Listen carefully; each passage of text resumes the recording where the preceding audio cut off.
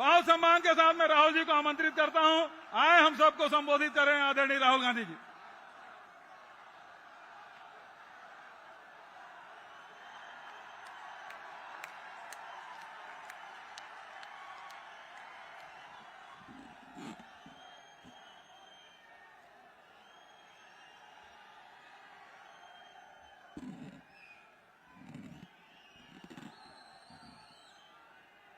कुमारी सैलजा जी, Bhupesh Baghel ji, TS Singhdeo जी, चरणदास महंत जी, तमराज साहू जी, दीपक बैद जी, फूलो देवी नेताम जी, छत्तीसगढ़ के मंत्री, एमएलएज, हमारे प्यारे पार्टी के कार्यकर्ता, बब्बर शेर,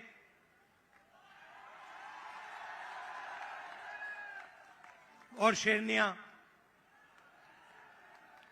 भाइयों और बहनों, छत्तीसगढ़ के युवाओं, प्रेस के हमारे मित्रों, आप सबका यहां बहुत बहुत स्वागत। इतनी गर्मी में आप आए, अपना कीमती समय आपने हमें दिया, हमारी बात सुनने आए, इसके लिए मैं बहुत आभारी हूं।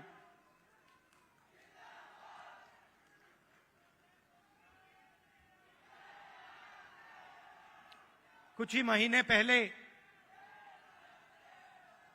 कर्नाटक में चुनाव हुआ। एक तरफ बीजेपी और उनकी विचारधारा, दूसरी तरफ कांग्रेस पार्टी, हमारी विचारधारा।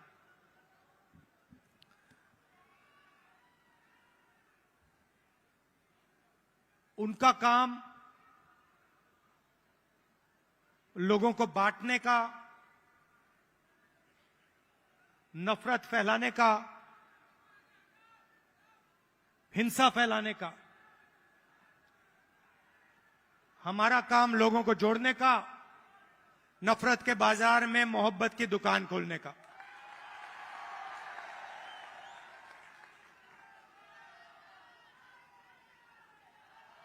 और कर्नाटक में हमने कहा, जैसे पहले हमने छत्तीसगढ़ में वायदे किए थे, किसानों को सही दाम देने का वायदा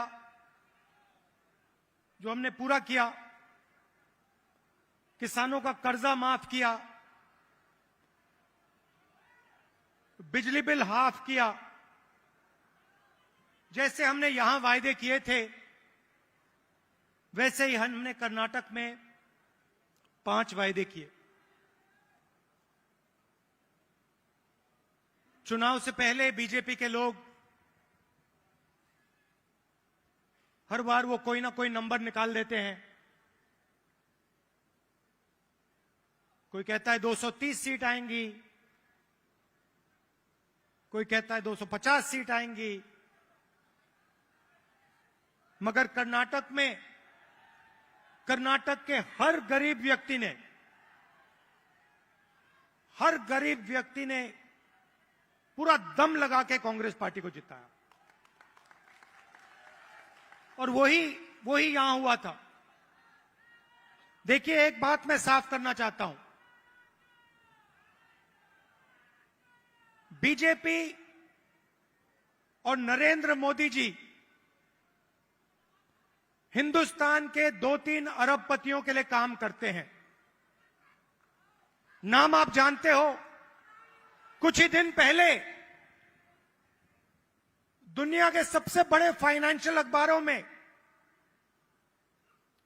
अदानी जी के बारे में कहानी आई, आर्टिकल छपा। दुनिया के सबसे बड़े फाइनेंशियल न्यूज़पेपर में लिखा था, अदानी जी जो नरेंद्र मोदी जी के करीब हैं, उन्होंने हिंदुस्तान से हजारों करोड़ रुपया बाहर देशों में भेजा और उस पैसे से स्टॉक मार्केट में अपने शेयर्स का दाम बढ़ाया और उस पैसे से अदानी जी आपकी जो पूंजी है, आपका जो इंफ्रास्ट्रक्चर है, आपके जो एयरपोर्ट हैं, सुना है अब रेलवे स्टेशन भी उनको दिए जाएंगे।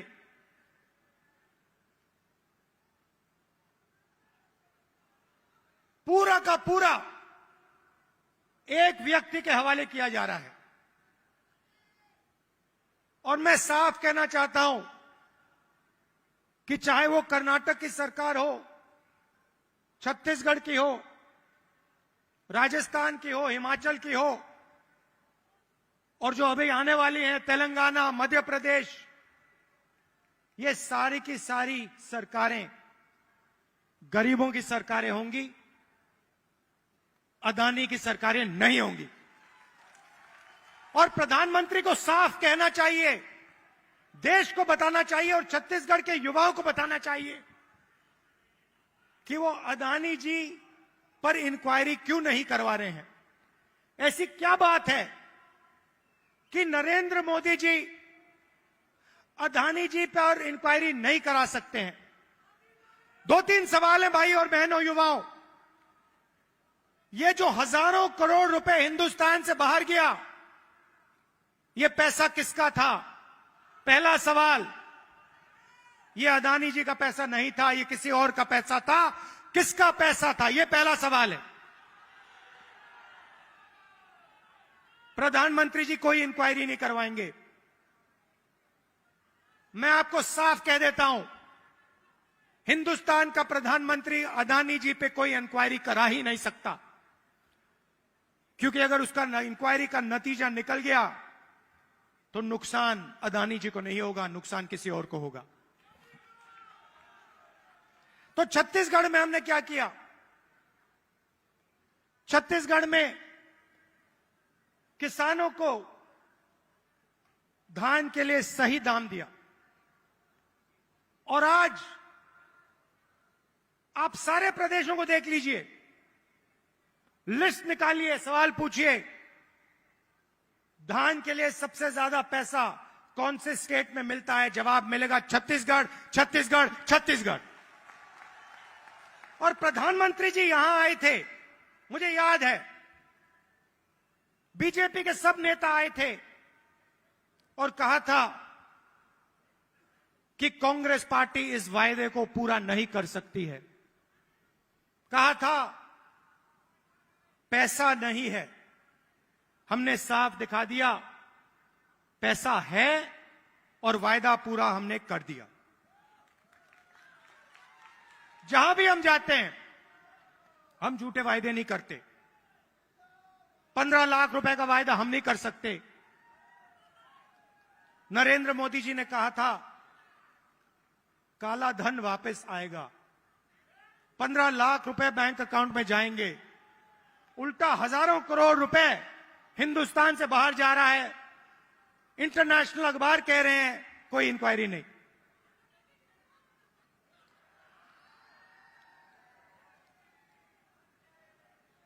तो अब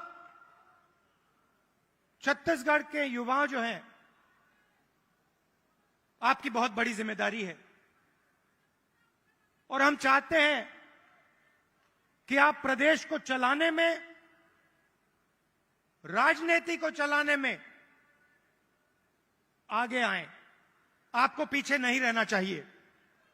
आपकी जो नई जनरेशन है, भविष्य आपका है। आने वाले समय में छत्तीसगढ़ आपका है और आपको आगे बढ़ना पड़ेगा। और इसीलिए हमने राजीव युवा क्लब आपके लिए बनाए हैं। हर क्लब को 1 लाख रुपए,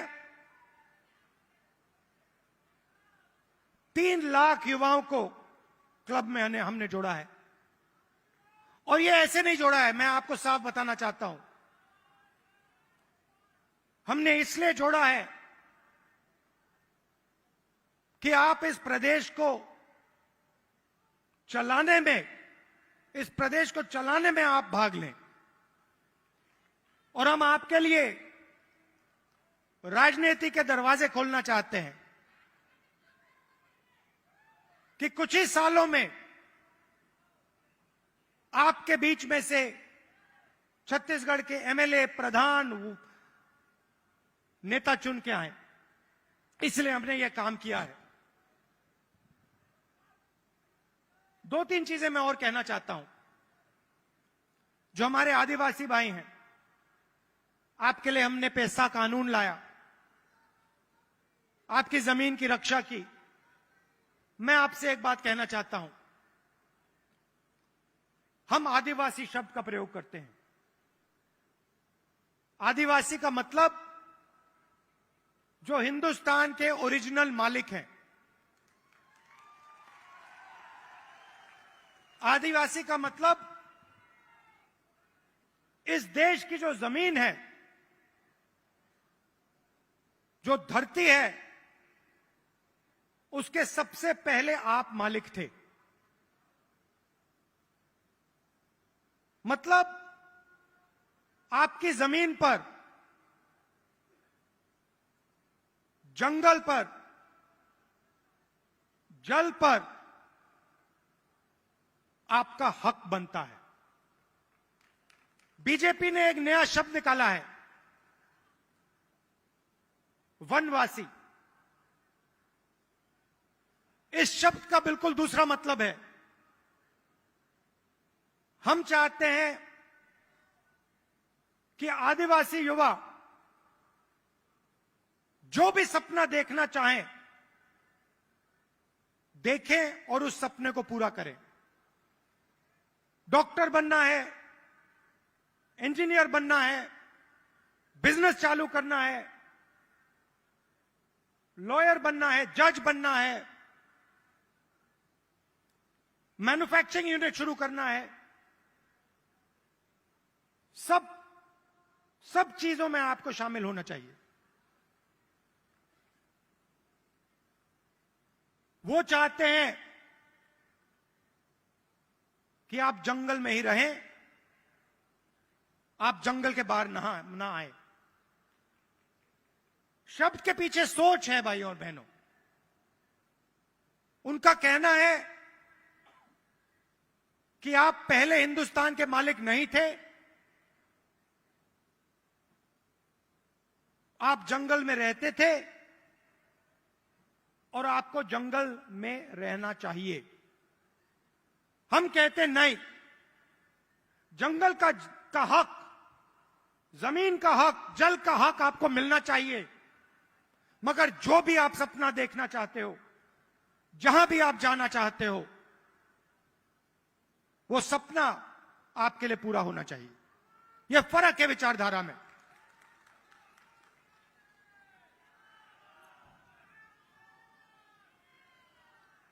और पूरे देश में भाई और बहनों, पूरे देश में ये नफरत फैला रहे हैं। आदिवासियों को नया नाम दे देंगे, एक धर्म को दूसरे धर्म से लड़ा देंगे, एक भाषा को दूसरी भाषा से लड़ा देंगे, एक जात को दूसरी जात से लड़ा देंगे। हमारा काम जोड़ने का है। जहां भी ये नफरत फैलाते हैं, चाहे वो मणिपुर हो, असम हो, कर्नाटक हो, जहां भी ये नफरत फैलाएंगे, कांग्रेस पार्टी के कार्यकर्ता वहां जाकर मोहब्बत फैलाएंगे। ये हमारा काम है, ये हमारी जिम्मेदारी है। आप देखिए, भारत जोड़ो यात्रा का यही लक्ष्य था। कन्याकुमारी से हम शुरू हुए, श्रीनगर तक गए,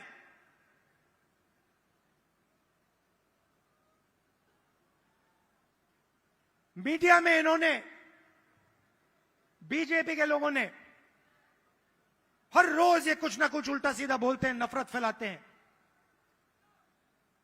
भारत जोड़ो यात्रा ने पूरे हिंदुस्तान को जोड़ने का काम किया। हर धर्म को, हर जात को, हर भाषा को हमने याद दिलाया कि आप सबसे पहले हिंदुस्तानी हो और आप सबको एक साथ मिलकर मोहब्बत के साथ, इज्जत के साथ रहना है। यह यात्रा का मैसेज था और यह बहुत गहरा मैसेज था, नया मैसेज नहीं था, बहुत पुराना मैसेज है। सदियों से यहां पे छत्तीसगढ़ में और बाकी प्रदेशों में लोगों ने यह मैसेज दिया है और यही कांग्रेस पार्टी का और हिंदुस्तान का डीएनए है। हम जोड़ते हैं, वो नफरत फैलाते हैं। हम किसानों के लिए, मजदूरों के लिए, छोटे व्यापारियों के लिए काम करते हैं, वो 2-3 अरबपतियों के लिए काम करते हैं। कुछ साल पहले मैंने बघेल जी से एक बात कही। मैंने कहा, जहां भी मैं जाता हूं, मैं युवाओं से पूछता हूं, आपके सामने सबसे बड़ी मुश्किल क्या है? बीजेपी ने जो हिंदुस्तान की रीढ़ की हड्डी है, आर्थिक रीढ़ की हड्डी है, उसको तोड़ दिया है। जो छोटे व्यापारी थे, जीएसटी और नोटबंदी ने उनको खत्म कर दिया, जानबूझ के खत्म किया। और जब भी मैं इनसे पूछता हूं, आपके सामने सबसे बड़ी मुश्किल क्या है, कहते हैं बेरोजगारी। और मैंने छत्तीसगढ़ के चीफ मिनिस्टर से कहा, देखिए, छत्तीसगढ़ में अलग अलग स्किल्स हैं, हर डिस्ट्रिक्ट में आप कुछ ना कुछ बनाते हो, मगर जो छोटे बिजनेस वाले होते हैं उनको बैंक का पैसा नहीं मिलता, उनको मीडिया का सपोर्ट नहीं मिलता। और मैंने छत्तीसगढ़ के चीफ मिनिस्टर बघेल जी से कहा कि आपका फोकस इन छोटे व्यापारियों पे होना चाहिए, छोटे बिजनेस वालों पर होना चाहिए। बैंक के दरवाजे उनके लिए खोलने चाहिए और मार्केटिंग हो तो इनके लिए हो। और खुशी से मैं कहता हूं कि बघेल जी ने इस पे काम शुरू कर दिया है और इससे आने वाले समय में लाखों युवाओं को फायदा मिलेगा, हजारों नए बिजनेस खुलेंगे और लाखों युवाओं को रोजगार मिलेगा। देखिए, आपको सिर्फ छत्तीसगढ़ की नहीं सोचनी है। छत्तीसगढ़ हिंदुस्तान का सेंटर है।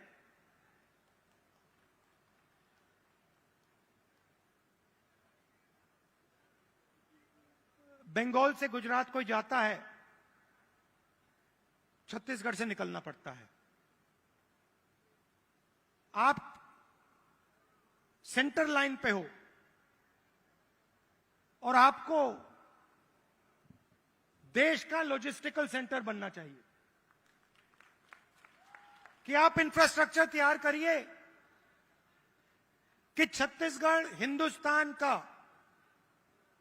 लॉजिस्टिकल सेंटर बने। जो भी माल बंगाल से गुजरात, बाकी प्रदेशों में जाए, वो यहां प्रोसेस हो, यहां से निकले, एयरपोर्ट से आप बाकी दुनिया को छत्तीसगढ़ से जोड़िए। सिर्फ हिंदुस्तान को नहीं, बाकी दुनिया को आप एयरपोर्ट से जोड़िए, छत्तीसगढ़ को जोड़िए कि हमारे जो युवा हैं, छत्तीसगढ़ के जो प्रोडक्ट्स हैं, वो पूरी दुनिया में जाएं, सिर्फ हिंदुस्तान में ना रहें।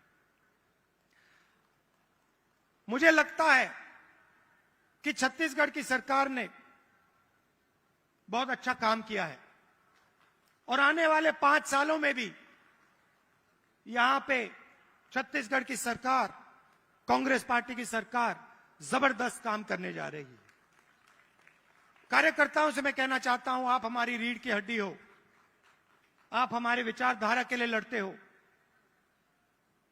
छत्तीसगढ़ में आपने हमें जिताया, राजस्थान में जिताया, कर्नाटक में जिताया, हिमाचल में जिताया, तेलंगाना में जिताओगे, फिर से छत्तीसगढ़ में जिताओगे, मध्य प्रदेश में जिताओगे, राजस्थान में जिताओगे।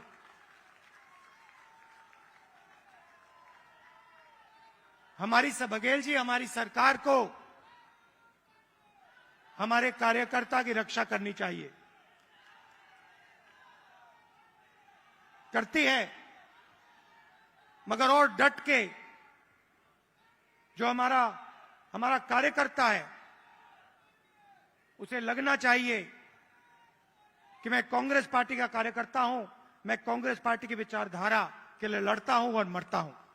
देश को आपकी जरूरत है।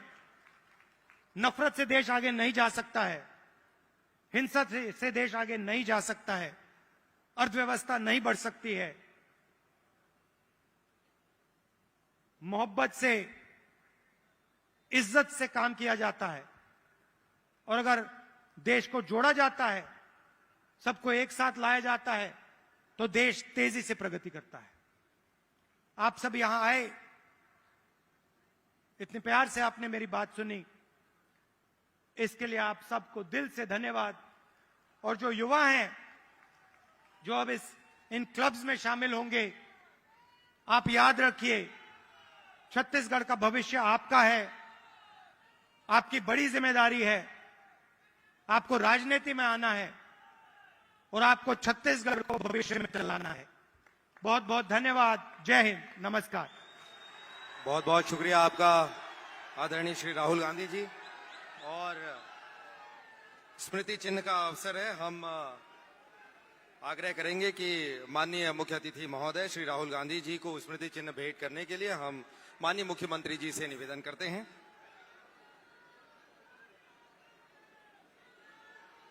आदरणीय शैलजा जी हमारे बीच मंच पर उपस्थित हैं, उन्हें भी स्मृति चिन्ह भेंट करने के लिए माननीय मुख्यमंत्री जी से हम आवेदन करते हैं।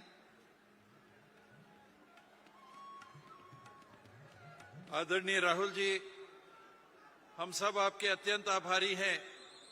छत्तीसगढ़ के वासी, छत्तीसगढ़ युवा मितान क्लब के सब साथी, छत्तीसगढ़ शासन के सभी साथी, आपने राष्ट्रीय जिम्मेदारियों में से समय निकालकर अपना स्नेह, अपना प्रेम, अपना संबंध पुनः लगातार छत्तीसगढ़ के साथ बनाए रखा है। और हमें विश्वास है कि भविष्य में भी ये आपका स्नेह, आपका मार्गदर्शन हमारे लिए कार्य करने का आधार बनेगा। आभार शैलजा जी का, आभार मुख्यमंत्री जी का, आभार प्रदेश अध्यक्ष जी का, हमारे स्पीकर साहब का, विभाग के मंत्री उमेश भाई का, ताम्रध्वज भाई का, हमारी बहन फूलो देवी नेताम का, और सबसे ज्यादा समस्त युवा मितान क्लब के साथियों का। आप आए प्रदेश के कोने कोने से इस कार्यक्रम को सफल करने के लिए बहुत बहुत आभार, धन्यवाद। जय हिंद, जय छत्तीसगढ़, जय जोहार। आपका बहुत बहुत शुक्रिया माननीय उप मुख्यमंत्री श्री टी.एस. सिंहदेव जी, आपने आभार व्यक्त किया। और इसी के साथ हम मंचस्थ सभी सम्मानीय अतिथियों के प्रति आभार व्यक्त करते हैं। जोरदार तालियों के साथ अभिनंदन हमारे आज के सम्मानीय अतिथियों का, माननीय मुख्य अतिथि श्री राहुल गांधी जी, और साथ ही मंचस्थ सभी सम्मानीय अतिथियों के प्रति सम्मान के साथ हम हार्दिक आभार व्यक्त करते हैं।